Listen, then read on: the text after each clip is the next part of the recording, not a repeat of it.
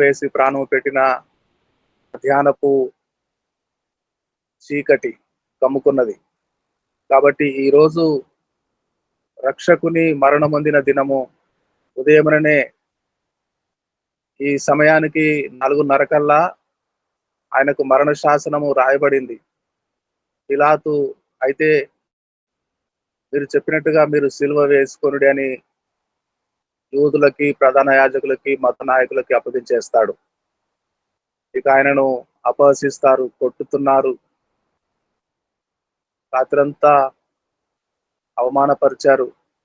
ఇప్పుడు కొరడా దెబ్బలతో కొట్టబడి వారి చేతికి అప్పగించబడ్డాడు. ఇక ఆయనను అపహసించి, దూషించి, కాని మాటలెల్లా పలుకుతూ ప్రభుల వారిని ఈడ్చుకుపోవుట ప్రారంభిస్తున్నారు. సరిగ్గా 4:30 సమయానికే మనం కూడా యేసు వైపు చూస్తూ మన ప్రతిదినపు ధ్యానంలో ఈ దినము ప్రభు శ్రమలను ధ్యానించుకుంటున్నాము, జ్ఞాపకం చేసుకుంటున్నాము.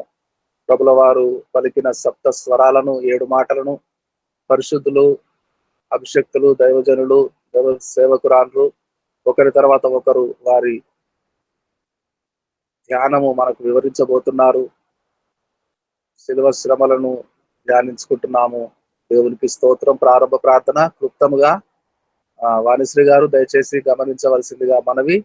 క్లుప్తముగా శ్రమ, శిలువ శ్రమలను గూర్చి, ఈ మహాదినమును గూర్చి, అలాగే కొంతమంది బలహీనముగా, అనారోగ్యముగా మీ దృష్టిలో ఉన్న వారి కొరకు ఈ దినము మనం ధ్యానిస్తూ ఉండగా వారికి స్వస్థత కలుగునట్లుగా, వారు లేపబడినట్లుగా, వారు బలము పొందుకొనున్నట్లుగా ప్రార్థనలో నడిపించండి.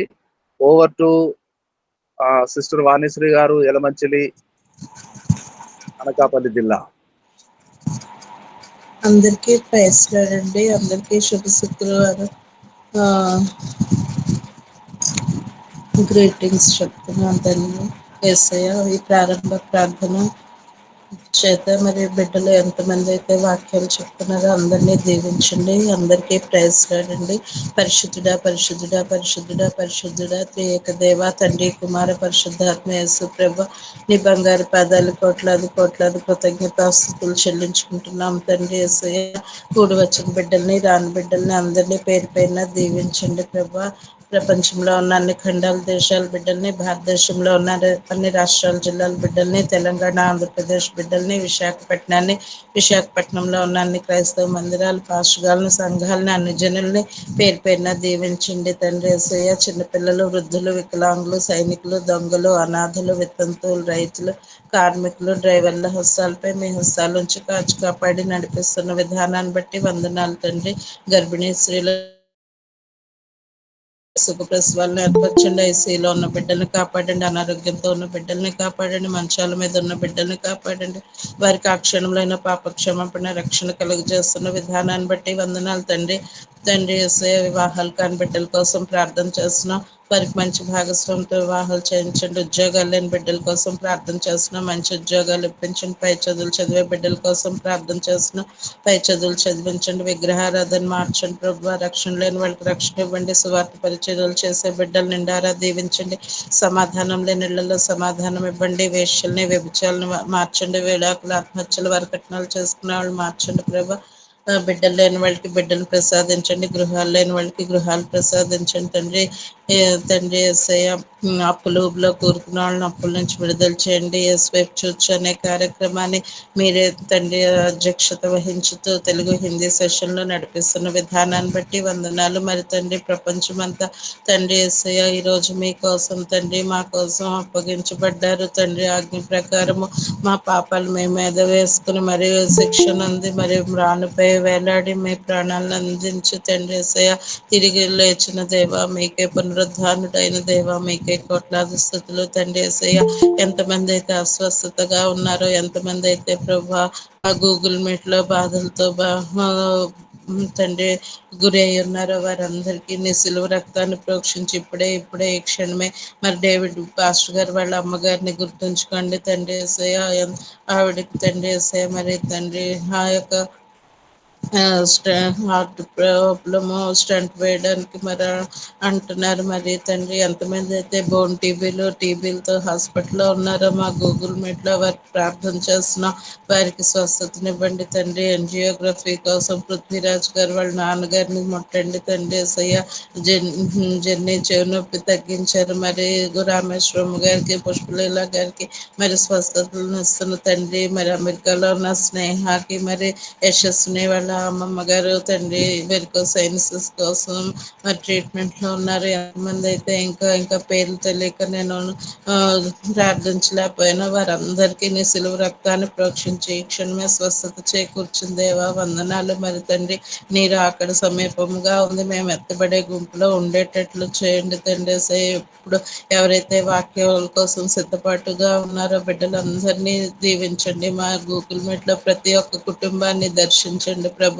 మా హృదయాల్లో మా గుండెల్లో మీరు ఉన్నారు తండ్రి. మీ సత్య మార్గంలో జీవ మార్గంలో కడ వరకు మేము ప్రయాణించేటట్లుగా తండ్రి మా ముందుండి మా చేపట్టుకుని నడిపిస్తున్న దేవా మీకే కోట్లాది కృతజ్ఞతాస్తుతులు చెల్లించుకుంటూ యెరూషలేం కోసం, యూదుల కోసం, టర్కీ సిరియాల కోసం, రష్యా ఉక్రెయిన్ కోసం, మరి ముఖ్యంగా తండ్రి ఆ, ఆఫ్రికా కంట్రీ జపాన్లో జరిగిన ఎర్త్క్వేక్ ప్రదేశాల కోసం, ఇజ్రాయెల్ పాలస్తీనా యుద్ధాల కోసం తండ్రి ప్రార్థన చేస్తున్న అందరికీ సమాధానం ఇవ్వండి, శాంతి సమాధానం ఇవ్వండి. ఇండియాలో మంచి ప్రభుత్వాలను ఏర్పరచండి.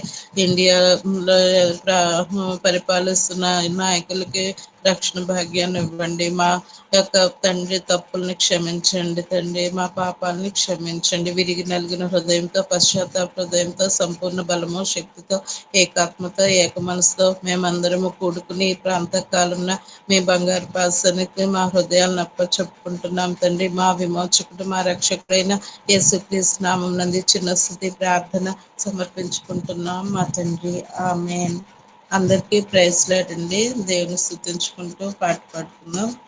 అందరికీ ప్రైజ్ వందనాలు. లార్డ్. Praise lord. అందరికి వందనాలు. యేసు చావందే సిలువపై నీ కొరకే నా కొరకే ఎంతో గొప్ప శ్రమనోర్చెను నీ కొరకే నా కొరకే నది వలె యేసు రక్తము సిలువలో నుండి ప్రవహించే పాపము కడిగే మలినంబు తుడిచే ఆ ప్రశస్త రక్తమే యేసు చావుందే సిలువపై నీ కొరకే నా కొరకే నేడే పాపము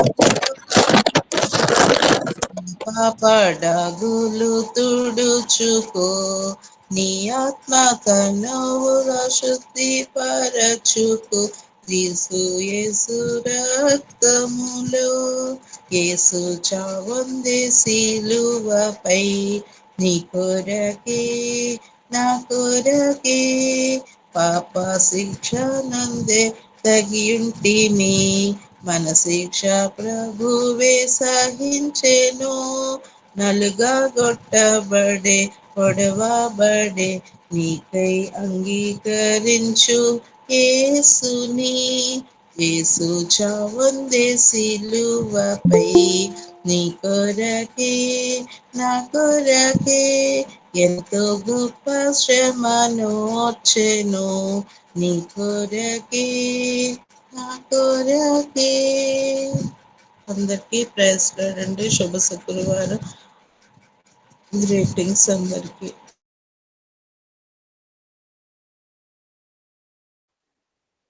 praise the lord. Hallelujah. Opening prayer చేసి అలాగే పాట పాడిన యేసయ్య మరణమును గూర్చి, యేసు చావుందే సిలువపై పాట పాడిన వాణిశ్రీ గారికి ధన్యవాదములు. మరొకసారి మహా శుక్రవారము, the great and good Friday. ఈరోజు నార్మల్ గా సాయంకాలం అవ్వలేదు, సూర్యాస్తమయం అవ్వలేదు, మధ్యాహ్నానికే చీకటి కమ్ముకున్నది, సూర్యుడు కనపడకుండా పోయాడు. సూర్యుడు వెళ్ళిపోయిన తర్వాత చంద్రుడు ప్రకాశిస్తాడు. చంద్రుడు కూడా రాలేదు. సూర్య చంద్రులు తమ గదుల్లోనికి వెళ్ళి రక్షకుని మరణము చూడలేక ప్రకృతంతా స్తంభించింది, భూకంపం కలిగింది. మృతులలోని అనేక మంది సజీవులయ్యి పరిశుద్ధ పట్టణంలో సంచరించారు, అనేకులకు కనపడ్డారు. సృష్టి ఆది నుండి ప్రభువు మరణించిన ఆ దినం వరకు ఎన్నడూ జరగలేనంత ప్రకృతి క్షోభ, నిర్దోషి రక్తము చిందించబడుట, పాపమంటే ఎరుగని ఆయన శాపమై మానున వేలాడబడుట, రక్షకుని మరణము. అదిగో పిలాతు రాళ్ళు పరచబడిన అధికార పీఠం మీద కూర్చొని ఆ ప్రదేశమందు మరణపు తీర్పు రాసిచ్చే వరకు కేకలు వేస్తున్నారు. సిలువ వేయము, సిలువ వేయము, సిలువ వేయము. మీ పండుగ కదయ్యా, ప్రతి పండుగలో ఒక ఖైదీని, నేరస్తుని విడుదల చేసే అలవాటు నాకుంది కదా, ఈ యేసును విడుదల చేయమంటారా? నేరస్తుడా? ప్రతి ఏటా ఒక నేరస్తుని, రుజువు పరచబడిన వాడిని విడుదల చేసినట్టు నిర్దోషిని నేరస్తునిగా ఎంచుతున్నారు. అయినను వీనిని సిలువ వేయము, మరొకరిని ఎవరినైనా విడిపించుము, బరబ్బాను విడిపించుము. మన ప్రభుల వారిని సిలువ వేయమని కేకలు వేస్తున్నారు. శాసనం రాయబడింది, వారి చేతికి అప్పగిస్తున్నాడు, చేతులు కడుక్కుంటున్నాడు. ఇక వారందరూ దొమ్మిగా ప్రభువుల వారి మీద పడి వారికి ఇష్టము వచ్చినట్టు చేస్తున్నారు, కొట్టుకుంటూ తోసుకుంటూ తీసుకుపోతున్నారు. ప్రారంభమైంది ప్రభుల వారి ఆఖరి దినపు యాత్ర. ఇక మరొక సాయంకాలం అవ్వకముందే, ఈ దినము ముగిసిపోకముందే ప్రభుల వారు ప్రాణం పెడతారు. Once again I invite with the love of Christ to the wonderful, great and good Friday devotion. అందరికీ ఆహ్వానము. మిమ్మల్ని అందరినీ దేవుడు ఈ ధ్యానములో ప్రత్యేకముగా దర్శించును గాక. మన మధ్యలో చిన్న పాప దీపారాణి ఉన్నది. 7 మాటలను కంఠస్థం చేసి సిలువ 7 మాటలను వినిపించడానికి సిద్ధముగా ఉన్నది. ఆహ్వానించుకుందాం. Deeparani, welcome. Praise the Lord. Praise the Lord. నిలబడి ఒకటి తర్వాత ఒకటి 7 మాటలు ప్రభుల వారు సిలువలో పలికిన మాట చెప్తారా దీపారాణి? సిలువలో పలికిన 1వ మాట, తండ్రి, వీరేమి చేయుచున్నారో వీరెరుగరు గనుక వీరిని క్షమించమని చెప్పెను. లూకా సువార్త 23వ అధ్యాయము 34వ వచనము. 2వ మాట, నేడు నీవు నాతో కూడా పరదైసులో ఉందువని నిశ్చయముగా నీతో చెప్పుచున్నానెను. లూకా సువార్త 23వ అధ్యాయము 43వ వచనము. అమ్మా, ఇదిగో నీ కుమారుడు. యోహాను సువార్త 19వ అధ్యాయము 27వ వచనము. ఏలీ ఏలీ లామా సబక్తా అని బిగ్గరగా కేక వేసెను. ఆ మాటకు, నా దేవా, నా దేవా, నా చేయి ఎందుకు విడిచితివని అర్థము. వీడియో ఆన్ చేసుకుంటావా? వీడియో ఒక నిమిషం, వీడియో ఆన్ చేసుకుంటావా?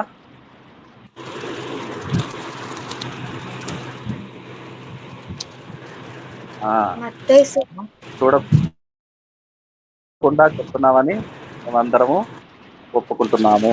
సరే. ఏలీ ఏలీ లామా సబక్తా అని బిగ్గరగా కేక వేసెను. ఆ మాటకు, నా దేవా, నా దేవా, నా చేయి ఎందుకు విడిచితివని అర్థము. మత్తయి సువార్త 27వ అధ్యాయము 46వ వచనము. నేను దప్పిగొనుచున్నానెను. యోహాను సువార్త 19వ అధ్యాయము 28వ వచనము. సమాప్తమైనది. యోహాను సువార్త 19వ అధ్యాయము 30వ వచనము. అప్పుడు 7వ మాట, అప్పుడు యేసు గొప్ప శబ్దముతో, తండ్రి, నీ చేతికి నా ఆత్మను అప్పగించుకొనుచున్నానెను. లూకా సువార్త 23వ అధ్యాయము 46వ వచనము. ఆమేన్. ఆమేన్, ఆమేన్. చక్కగా 7 మాటలు నేర్చుకొని చూడకుండా ధైర్యంగా అందరి ఎదుట నిలబడి చెప్పిన దీపారానికి God bless you, God bless you. మరి ఒక పల్లవి చరణం పాడుకొని మొదటి మాట కొరకు సిద్ధపడి ఉన్న మన పాస్టర్ గారికి సమయం అప్పగిద్దాము. డేవిడ్ రాజయ్య గారు మీరు సిద్ధంగా ఉండండి. ఓకే. పెద్ద పాప ఒక పల్లవి చరణం పాడి సమయం పాస్టర్ గారికి ఇద్దాము. Praise the Lord. అపరాధిని యేసయ్యా, కృప చూపి బ్రోవుమయ్యా. అపరాధిని యేసయ్యా, కృప చూపి బ్రోవుమయ్యా. నెపమెంచకై నీ కృపలో, నెపమెంచకై నీ కృపలో, నపరాధములను క్షమించు, నపరాధములను క్షమించు. అపరాధిని యేసయ్యా, కృప చూపి బ్రోవుమయ్యా.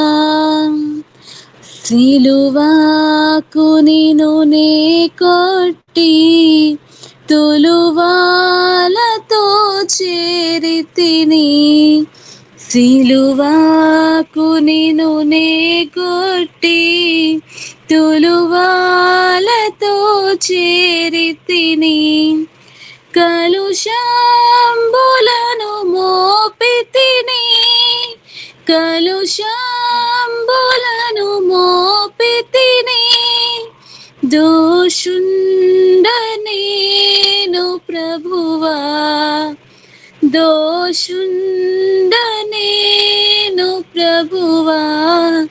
అపరాధిని యేసయ్యా, కృప చూపి బ్రోవుమయ్యా. మంచిది. మొదటి మాట వివరించడానికి అభిషేక దైవజనులు మన మధ్యలో ఉన్నారు, మనకు దీవెనకరముగా. డేవిడ్ రాజయ్య గారు, మీకు సరిగ్గా 10 నిమిషాల సమయం ఉంటది. దయచేసి జ్ఞాపకం ఉంచుకోండి, 7 మాటలు వివరించాలి. హిందీ సమయానికే హిందీ సెషన్ ప్రారంభించాలి. Over to pastor David Rajaiah garu. Okay గారు. ప్రభు అయినటువంటి యేసుక్రీస్తు నామమున మరి నాతోటి జత పని వారందరికీ హృదయపూర్వకమైన వందనాలు. మరొక సమయంలో ఈ రీతిగా కలుసుకోవడానికి దేవుని యొక్క కృప. మరి ఇంతవరకు మాట్లాడినటువంటి అయ్యగారి ప్రకారము యేసుక్రీస్తుని సిలువ వేసినటువంటి దినం పరిశుద్ధ గ్రంథంలో మనందరికీ తెలిసిన విధంగా లూకా సువార్త 23వ అధ్యాయము 34వ వచనములో హెచ్చరిస్తున్నటువంటి మాట,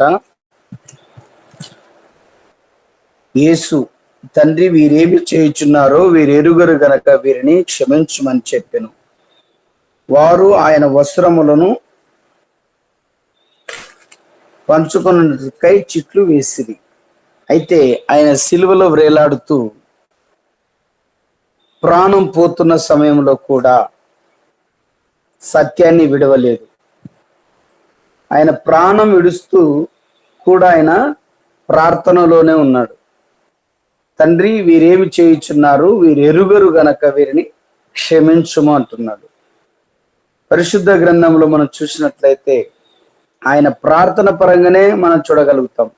1వ సమూయేలు గ్రంథము 25వ అధ్యాయము 21 నుంచి 25వ వచనాల వరకు మనం చూసుకున్నట్లయితే 1వ సమూయేలు గ్రంథములో మనం అక్కడ చూడగలుగుతాం కొన్ని మాటలు. 1వ సమూయేలు గ్రంథము 25వ అధ్యాయము 21 నుంచి 25 వచనాల వరకు. ఇక్కడ నాబాలు, అబీగైలు, దావీదు వీరు ముగ్గురు గురించి ఉన్నటువంటి సందేశం ఏంటిది అంటే, నాబాలు తన గొర్రెలను కాల్చినప్పుడు నాబాలు యొక్క గొర్రెలను దావీదు ఉన్నటువంటి గుహ దగ్గర ఒక్క గొర్రెను కూడా పోకుండగా ఆస్తిని కాపాడాడు. అయితే ఒక పూట భోజనం ఏర్పాటు చేయమని దావీదు పంపించినప్పుడు ఒక అతన్ని, దావీదు మనిషిని, దావీదు తన ఇష్టానుసారంగా మాట్లాడలేదు. కానీ ఇక్కడ నాబాలు అనేటువంటి మోటువాడు ఇష్టానుసారంగా మాట్లాడినప్పుడు అతను వచ్చేసి ఇక్కడ అదే మాటను దావీదుకు తెలియపరిచాడు. అయితే తన భార్య అయినటువంటి అబీగైలు దావీదును గురించి తెలుసుకొని దావీదును క్షమాపణ కోరడానికి వచ్చినప్పుడు కార్దభవనం మీద ఉన్నటువంటి దావీదును కనుగొని సాష్టాంగా నమస్కరించి, నా ఏలినవాడా, తమ తప్పు నాదనుకొని క్షమించమని అడిగిందాన్ని. అక్కడ అడగడం ద్వారా దావీదు ఆమెను క్షమించాడు. అయితే దావీదు నాబాలు యొక్క మనసును అర్థం చేసుకొని నాబాలు భార్య అయినటువంటి అబీగైలు యొక్క మనసును దావీదు తెలుసుకొని క్షమించాడు. ఇక్కడ క్షమాపణ మనకు కనపడుతుంది. అదే రీతిగానే 1వ సమూయేలు గ్రంథము 24వ అధ్యాయములో 11 నుంచి 22 వచనాలు చూసుకున్నట్లయితే సౌలు దావీదు ఇక్కడ మనకు కనపడుతున్నాడు. 1వ సమూయేలు గ్రంథము 24వ అధ్యాయము 11 నుంచి 22 వచనాల్లో మనకు హెచ్చరిస్తున్నటువంటి మాట ఏంటిదంటే, దావీదును ఎన్నోసార్లు చంపాలని ప్రయత్నం చేశాడు సౌలు. అయినప్పటికీ దావీదు సౌలును మాత్రము చంపడానికి ప్రయత్నం చేయలేదు. అయితే దావీదు ఒక దినాన, నా తండ్రి చూడుము, ఇదిగో చూడుము, నిన్ను చంపక నీ వస్త్రము చెంగును మాత్రమే కోసితిని గనక నా వలన నీకు కీడు ఎంత మాత్రము రానియను, నాతో తప్పిదము ఎంత మాత్రము లేదయు నీవు తెలుసుకొనవచ్చును. నీ విషయమై నేను ఏ పాపము చేయవాడనై ఉండగా నీవు నా ప్రాణము తీయవలనను తరముచున్నావు. ఎప్పుడైతే ఒక సౌలు దావీదును చంపాలని ప్రయత్నం చేశాడో, దావీదు మాత్రము అభిషేకించబడినటువంటి సౌలును చంపకుండా తను దూరం వెళ్ళిపోయాడు. సౌలు మాట్లాడుతున్నాడు 16వ వచనములో, దావీదు, నాయనా ఈ పలుకు నీదేనా అని బిగ్గరగా ఏడ్చి దావీదు ఇట్లను, యెహోవా నన్ను నీ చేతికి అప్పగించిన, నన్ను చంపక విడిచినందుకు ఈ దినమున నీవు నా అపకారమునకు ఉపకారము చేసిన వాడవై నా ఎడల నీకున్న ఉపకారము బుద్ధి వెల్లడి చేస్తేవి గనుక నీవు నాకంటే నీతిపరుడవు. ఇక్కడ సౌలు ఒప్పుకుంటున్నాడు, నీతిపరుడవు, ఉపకారం చేశావు, నన్ను ప్రాణం రక్షించావు అని. మరి 3వ మాట మనం చూసుకున్నట్లయితే యెషయా గ్రంథము 53వ అధ్యాయము 12వ వచనములో చూసుకున్నట్లయితే, కావున గొప్పవారితో నేను అతనికి పాలు పంచిపెట్టదను, గనులతో కలిసి అతడు కొల్ల సొమ్ము విభాగించుకును, ఏలైనగా మరణమునందునకు అతడు తన ప్రాణమును దారపోసెను, అతిక్రమము చేయి వారిలో ఎంచబడిన వాడాయను, అనేకుల పాపములను భరించును, తిరుగుబాటు చేసిన వారిని గూర్చి విజ్ఞాపన చేయను, తిరుగుబాటు చేసిన వారిని గురించి అనేకుల గురించి ప్రార్థన చేసినట్లు మనకి ఇక్కడ దేవుని వాక్యము హెచ్చరిస్తుంది. మత్తయి సువార్త 5వ అధ్యాయము 43 నుంచి, మత్తయి సువార్త 5వ అధ్యాయం 43 నుంచి 48 వరకు మనం చూసుకున్నట్లయితే, శత్రువులను ప్రేమించుడి. ఇక్కడ మాట్లాడుతున్నటువంటి మాట, శత్రువులను ప్రేమించుడి. నీ పొరుగు వారిని ప్రేమించి నీ శత్రువులను ద్వేషించుమని చెప్పబడిన మాట మీరు విన్నారు కదా. నేను మీతో చెప్పినది ఏమనగా, మీరు పరలోకమందున మీ తండ్రికి కుమారులై ఉన్నట్టు మీ శత్రువులను ప్రేమించుడి, మిమ్మల్ని హింసించు వారి కొరకు ప్రార్థన చేయుడి. ఆయన చెడ్డవారి మీదను మంచివారి మీద తన సూర్యుని ఉదయింపజేసి నీతిమంతుల మీద అవినీతిమంతుల మీద వర్షము కురిపించి ఉన్నాడు. మీరు మిమ్మల్ని ప్రేమించు వారినే ప్రేమించిన ఎడల మీకేమి ఫలము కలుగును. ఇక్కడ ఈ వాక్యములో దేవుని యొక్క వాక్యం హెచ్చరిస్తుంది. ఇక్కడ ప్రేమనే చూపించగలుగుతున్నాడు. మనం ప్రేమించిన వాళ్ళని ప్రేమించకూడదంట, శత్రువులను ప్రేమించాలంట. ప్రేమించిన వాళ్ళని మనం ప్రేమిస్తే ఫలితం కాదు. శత్రువులను ప్రేమించి వారిని దేవుని మార్గములో నడిపించినప్పుడు, వారికి క్రీస్తు ప్రేమను మనం చూపించినప్పుడు, దేవుడు పరిశుద్ధాత్మ దేవుడు మనకు సహవాసములో నడిపించినప్పుడు వారిని దేవుని యొక్క మనసు దేవుడు ఇష్టపడతాడంట, దేవుడు సంతోషపడతాడంట. అందుకే ఇక్కడ ఏమని హెచ్చరిస్తున్నాడంటే 47వ వచనములోన 47వ వచనములో హెచ్చరిస్తున్నటువంటి మాట, మీ సహోదరులకు మాత్రము వందనములు చేసిన ఎడల మీకు ఎక్కువగా మీరు చూచినది అన్ని జనులు అలాగ చేస్తున్నారట. పరలోక తండ్రి పరిపూర్ణులకు మీరు పరిపూర్ణులుగా ఉండెదరు. పరిపూర్ణులుగా మనం ఉండడానికి పరలోక తండ్రి ఈ లోకానికి వచ్చి తన మనసుని ఎలాగ చూపించాడో ఇక్కడ తన మనసును మనకు తెలియపరచాడు. ఆ మనసు మనం కలిగి ఉండాలి. ఎందుకంటే ఆయన రూపంలో మనం ఉన్నాం, ఆయన పోలికలో మనం కనుక్కున్నాం. లేవియ కాండంలో మనం చూసుకున్నట్లయితే నేను పరిశుద్ధుడని గనక మీరును పరిశుద్ధులై ఉండని దేవుని వాక్యము హెచ్చరించాడు. ఆయన పరిశుద్ధత కలిగినటువంటి బిడ్డలుగా మనం ఉండి క్షమాపణ మనం కలిగి ప్రేమించే బిడ్డలుగా, దావీదు అబీగైలును ప్రేమించాడు, క్షమాపణ. దావీదు సౌలును క్షమించాడు, దేవుని యొక్క ప్రేమ కలిగి ఉన్నాడు, దేవుని మనసు కలిగి ఉన్నాడు. ఆ రీతిగానే యెషయా గ్రంథంలో మనం చూసినట్లయితే క్షమాపణ, పశ్చాత్తాపడ తన కొరకు విజ్ఞాపన చేస్తున్నాడు. తనను ఎంత దూషించినా విజ్ఞాపన చేస్తున్నాడు. అది 4వ వచనంలో మనం చూస్తే ఏమని హెచ్చరిస్తున్నాడంటే, శత్రువులను ప్రేమించుడి, హింసించు వారిని ప్రేమించుడి, పరలోకపు తండ్రి సంతోషపడేటట్లుగా ప్రేమించుడు అని వాక్యం హెచ్చరిస్తున్నాడు. 1వ కొరింథీ రాసిన పత్రిక 4వ అధ్యాయం 10 నుంచి 13 వచనాలు మనం చూసుకున్నట్లయితే అక్కడ దేవుని వాక్యము ఏమని హెచ్చరిస్తుందంటే, 1వ కొరింథీ 4వ అధ్యాయం 10 నుంచి 13 వచనములకు, మేము క్రీస్తు నిమిత్తం వెర్రివారము, మీరు క్రీస్తునందు బుద్ధిమంతులు, మేము బలహీనులు మీరు బలవంతులు, వీరు గనులు మేము గణహీనులము. ఈ గడియ వరకు ఆకలి దప్పులు గలవారు దిగంబరులను సిగ్గుపడుతురు తినుచున్నాము, నిలువరమైన నివాసం లేక ఉన్నాము, స్వహస్తములతో పనిచేయి కష్టపడుచున్నాము, నిందింపబడి దీవించబడుచున్నాము, హింసింపబడి ఓర్పుకొనుచున్నాము, దహింపబడి బతిమాలు కొనుచున్నాము, లోకమునకు మురికిగాను అందరికి పెంటగాను ఇప్పటి వరకు ఎంచబడి ఉన్నాము. మనం ఎలా చేయాలంటే, దేవుని యొక్క వాక్యం మనకి హెచ్చరిస్తున్న మాట ఏమిటంటే, ఈ లోకమే పెంట కుప్పతో సమానం మనం అనుకొని దేవుని మనసును కలిగి ఉండాలి, దేవుని బిడ్డలుగా మనం జీవించాలి. 2వ తిమోతిలో రాసిన పత్రిక 2వ తిమోతి 4వ అధ్యాయం 14 నుంచి 18 వచనాలు మనం చూసుకున్నట్లయితే ఇక్కడ ఒక మాట హెచ్చరిస్తుంది. 2వ తిమోతిలో రాసిన పత్రిక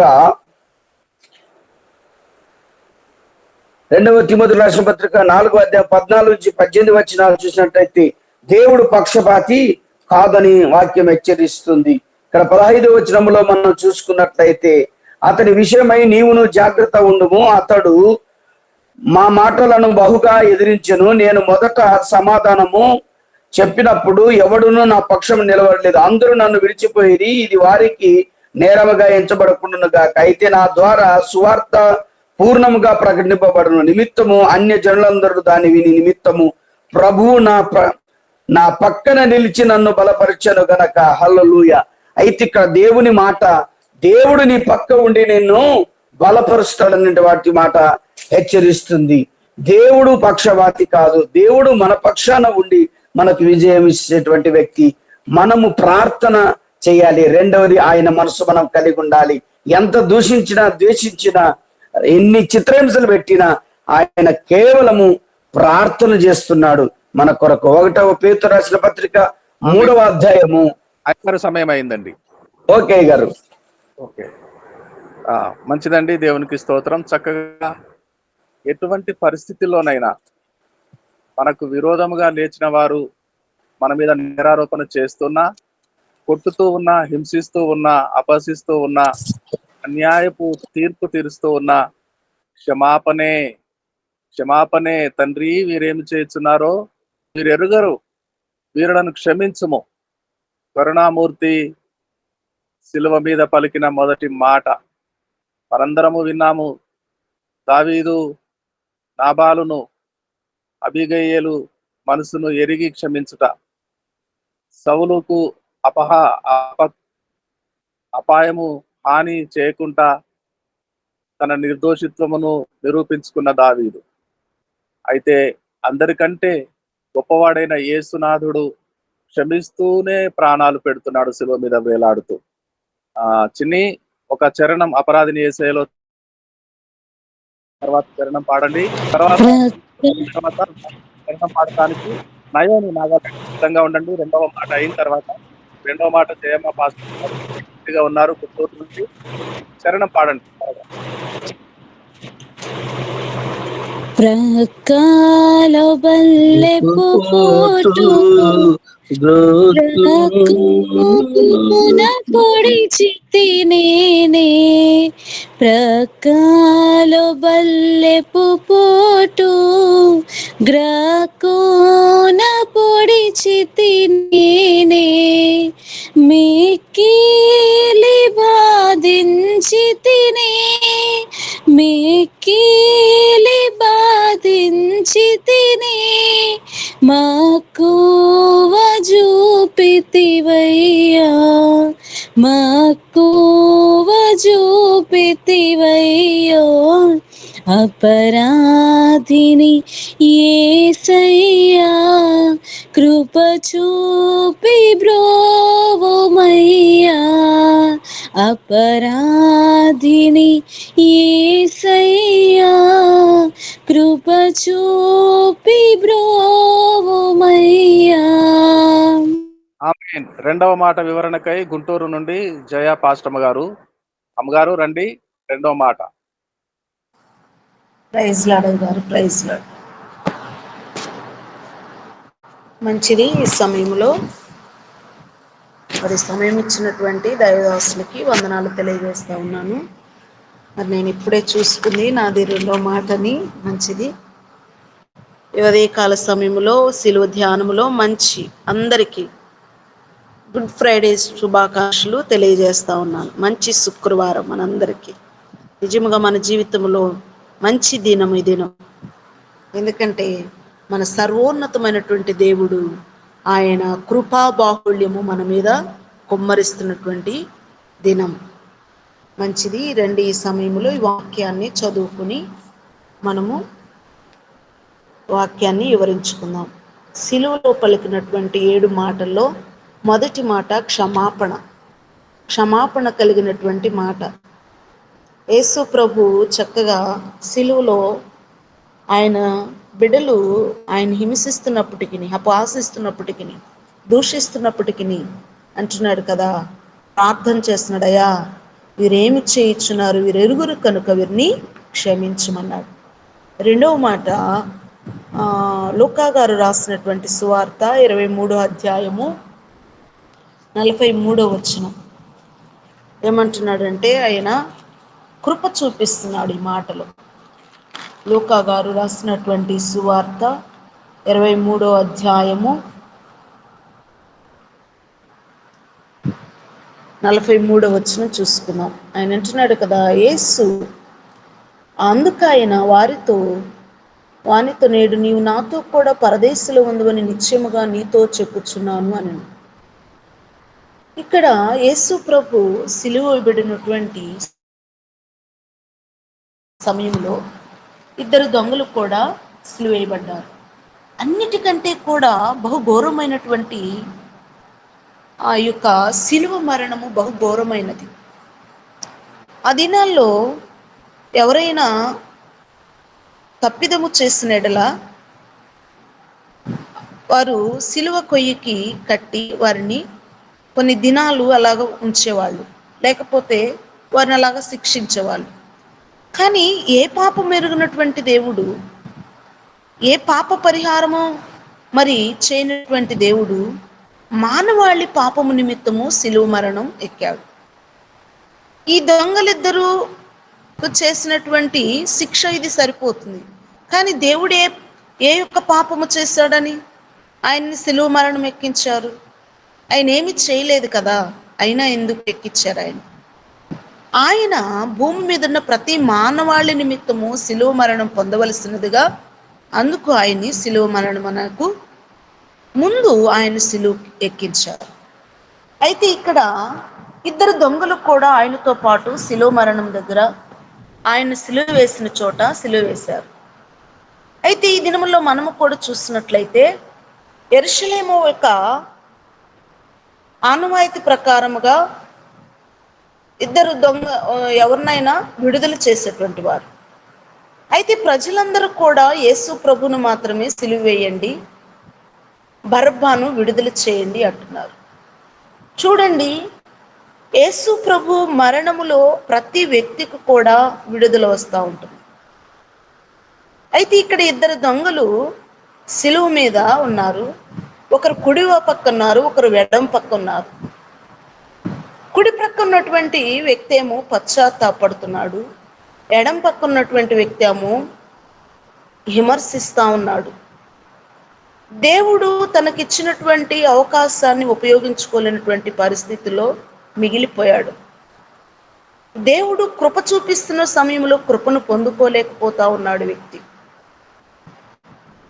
ఏమంటున్నాడంటే ఈ దొంగ, నీవు నేను చేసినటువంటి పాపమునకు, నీవు నేను చేసినటువంటి ఈ యొక్క భూమి మీద ఉన్నటువంటి క్రియలకు మనకు సరిపోయింది.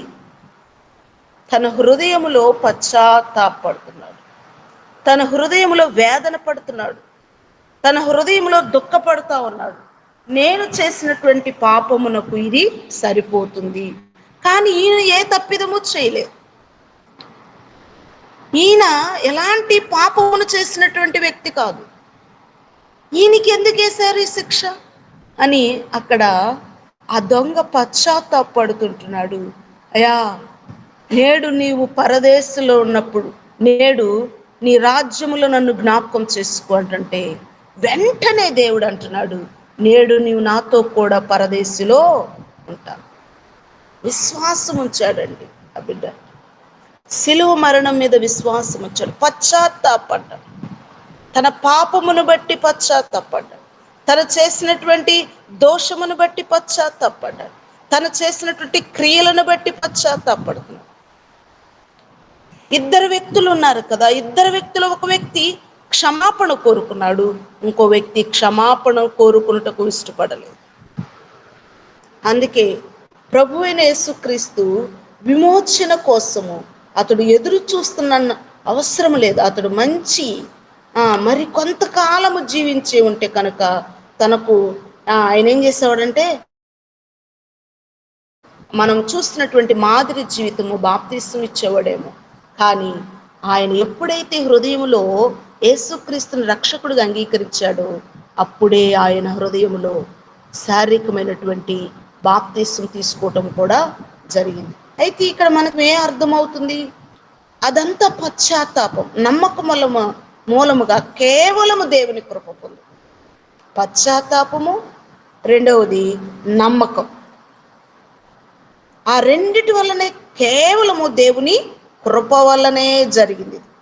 అందుకే ఎఫెసీయులకు రాసినటువంటి పత్రిక 2వ అధ్యాయం 8వ వచనంలో అంటాడు, ఒక మాట చూద్దాం మనం, సమయం అయిపోతుందేమో, త్వరగా ముగించుకుందాము.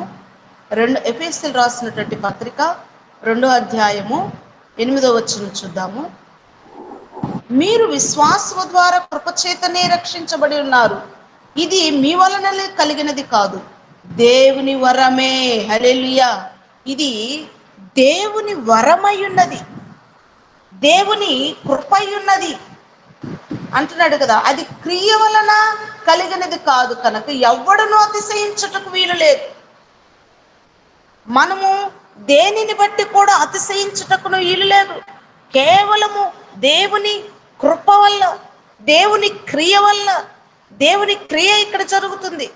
ఎవరైతే మనము పాపములను బట్టి పశ్చాత్తాపడతారో, ఎవరైతే యేసుక్రీస్తు ఎడల ఆయన కృపను కోరుకుంటారో, కనికరమును కోరుకుంటారో, ఎవరైతే యేసుక్రీస్తు నా యొక్క పాపమును బట్టి రక్తము, అమూల్యమైనటువంటి రక్తము, విలువ కలిగినటువంటి రక్తము, సమర్పణ కలిగినటువంటి రక్తమును చిందించాడో, వారిని గ్రహిస్తారో వారికి విడుదల. కృప క్రీస్తు వల్ల మాత్రమే ఈ కృప పొందుకుంటా ఉన్నాను. అది తీతుకు రాసినటువంటి పత్రికలో కూడా అంటారు. ఆయన ఒక మాట మాట్లాడతారు. తీతు రాసినటువంటి పత్రిక 3వ అధ్యాయము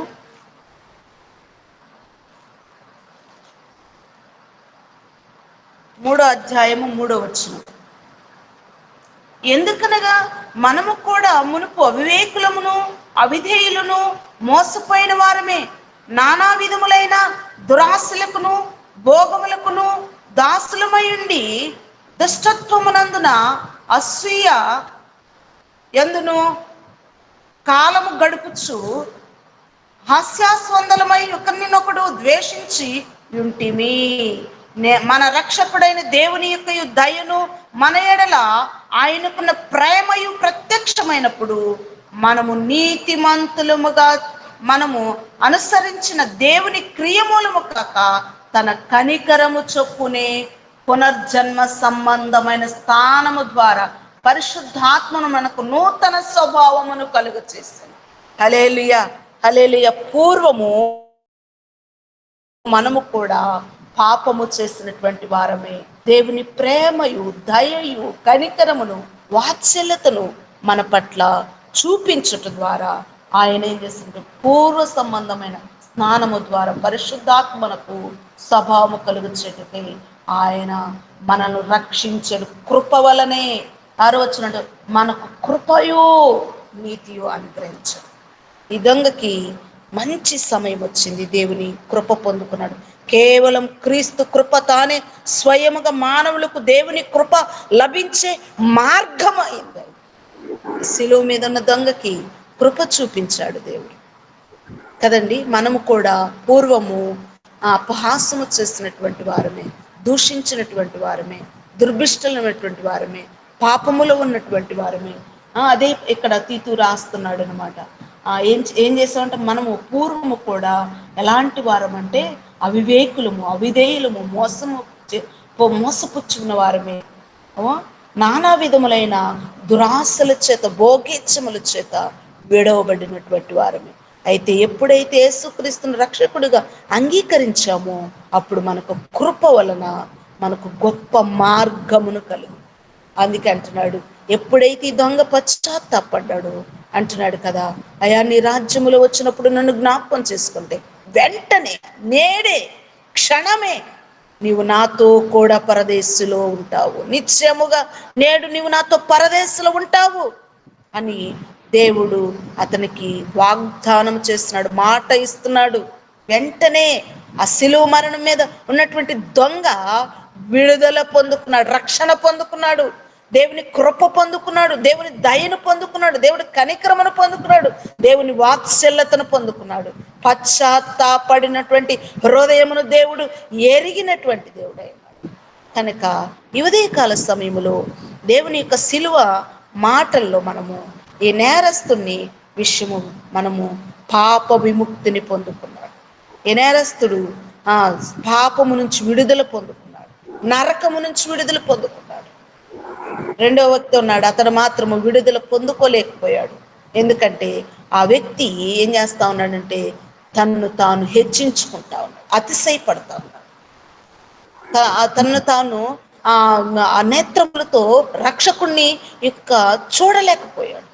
ఎప్పుడైతే కుడివైపు ఉన్నటువంటి దొంగ యేసుక్రీస్తుని రక్షకుడుగా అంగీకరించాడో ఆయనకు గొప్ప విడుదల వచ్చింది. అందుకే గుడ్ ఫ్రైడే, మంచి సువార్త, మంచి వార్త, లోకములో ఉన్నటువంటి వార్తల కంటే ఇది గుడ్. అందుకే గుడ్ వార్త, మంచి శుభవార్త. ప్రతి మానవులకు, పాపము చేసిన ప్రతి మానవుడికి విడుదలిచ్చిన వార్త, క్షేమము కలిగిన వార్త, రక్షణ కలిగిన వార్త, సువార్త, యేసుక్రీస్తు వార్త, మంచి వార్త. మనందరికీ అట్టి కృప పరిశుద్ధాత్మ తోడైండి నడిపించును గాక. ఆయన కృప మన జీవితంలో నిరంతరము తోడైండి నడిపించును గాక. ఆమేన్. ఆమేన్, ఆమేన్. చక్కగా వివరించిన పాస్టర్ గారికి వందనాలండి. నయోమి ఫ్రమ్ నాగాలాండ్ ఒక చరణము. నయోమి ఫ్రమ్ నాగాలాండ్ ఒక చరణం. Praise the lord. అయ్యగారు, మరి ఆ 3వ చరణం చిందిది రక్తము నాకే కదా, పాడండి. ఓకే. ప్రైజ్ ది లార్డ్ అందరికి.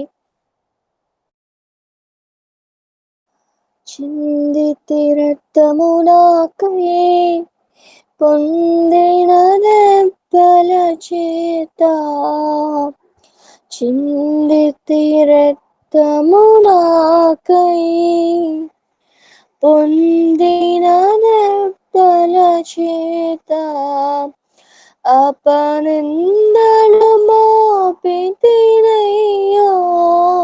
సందేహమేలయ్యా అపనిందలు మోపితినయ్యో సందేహమేలయ్యా